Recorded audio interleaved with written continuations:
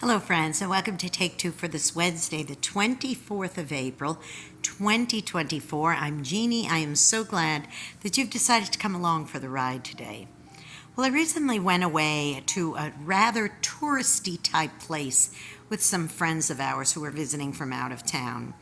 And while I was there, I noticed that a lot of money was being spent on a lot of things. Now, we've had to go out to dinner and do things like that, so of course we ourselves were spending some money. But I did notice that, like when we went to the area where there was like shopping, that there were people, because it was a touristy town, and they were just spending money like crazy. They were buying things that they probably, a lot of them, will never even use.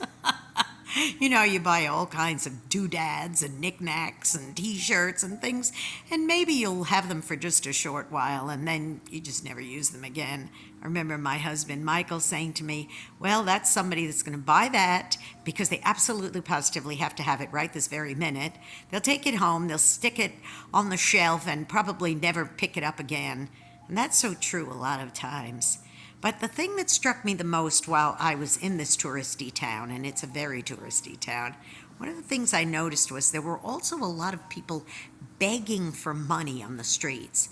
I know that there are genuine people who are begging on the streets because they really are destitute, or maybe they struggle with mental illness and they don't work or whatever it might be. But then again, there's also those who are, kind of the phony balonies who do it because it's a touristy town, especially with a lot of foreigners that come in and out, and they may see an opportunity to panhandle and get money from these folks, holding up signs that say, single mother, I have no money, or Vietnam veteran, I have no job.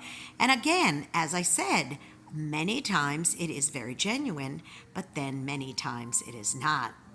What a contrast to see all this money being spent on junk that people will never use and absolutely positively have to buy souvenirs for people they don't even like. And then at the same time, you have people genuinely begging because they don't even have money for a crumb of bread to eat. I just think it's so awful that there's such a contrast between those two things. Isn't it time we had some balance in our lives when it comes to things like that? Now, I know a lot of us, and I know many, many fine folk out there who would not even hesitate to donate or to help somebody out, or to give a meal to someone, or to make a donation to a charity, or anything like that.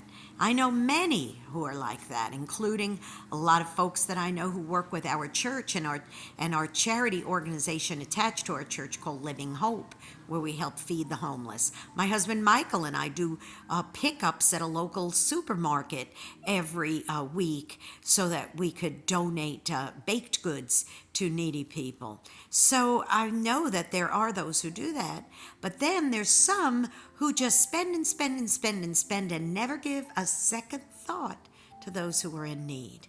So although there are some who are phony balonies, like I said, there are also those who are very genuine. So I want you to just put a crown of discernment on your head and think about it and say, okay, is this person genuine?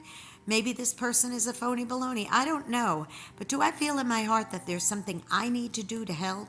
Now, I'm not saying every single person on the street begging you should just open your wallet for. Of course not. You have to be wise. But there's always charitable organizations that you know are reputable that you can give to, because they're the ones who do the screening and make sure that people are really being helped. So I just ask you to go out and be a blessing to somebody today, because you know what, boys and girls? You may end up being the only one who is. And don't forget, please, just think long and hard. Am I doing my share of giving when I have so much and maybe there's some out there who do not? Think about it and really, really take the time to do some giving so that you can share what you have with others who might be less fortunate.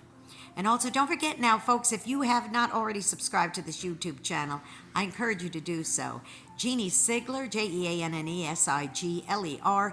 Hit the subscribe button, that notification bell, ding. And don't forget to hit the like. Every like you hit will help with the algorithms so that we can get the word out. And you will be notified every time another Take Two is going to be posting.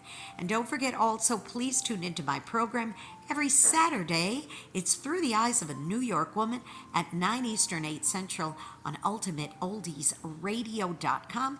Encore presentation on Sundays at 4 Central, 5 Eastern on Oldies700.com. That's Oldies700.com. Hey, don't forget also, I am on Twitter now. I am on X. It's at Jeanne NY Woman. That's at JeanneNY Woman. All right, please, by all means, start following me. I would appreciate it.